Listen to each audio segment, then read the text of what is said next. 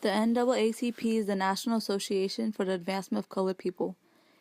NAACP headquarters are located in Baltimore, Maryland. There are about 8 founders. The NAACP was founded in 1909.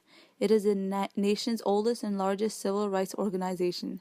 The NAACP had helped African Americans in the ballot box, classrooms, and more.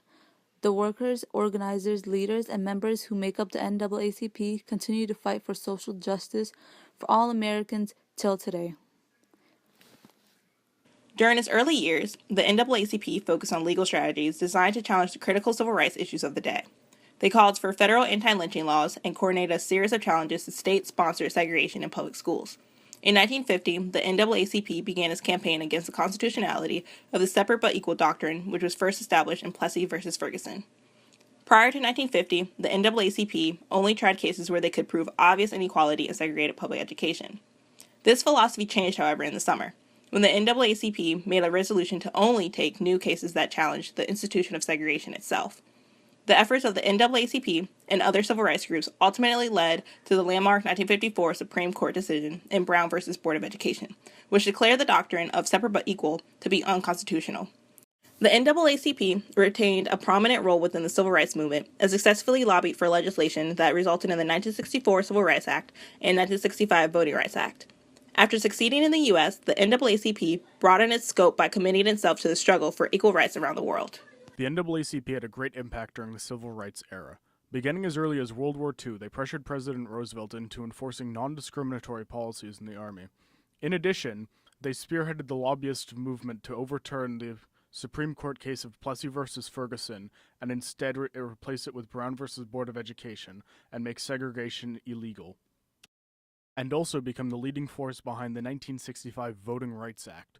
Of note is that the NAACP never took to the streets in demonstration and preferred to only use legal action to achieve their means, because they believed that that was the only possible way of making sure that the action was taken democratically.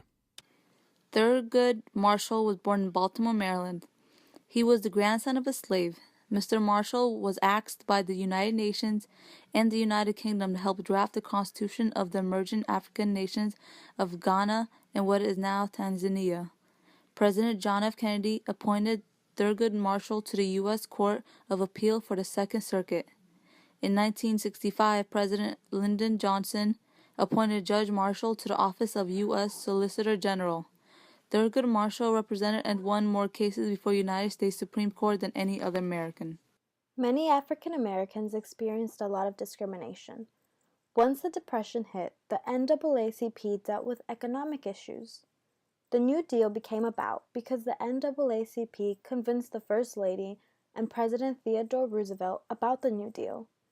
A huge issue that came about during the 1930s and 40s was housing discrimination. This led to many African Americans losing their homes and becoming homeless. The discrimination did not get any better. On August 1955, a young African American male named Emmett Till was kidnapped, beaten, and killed.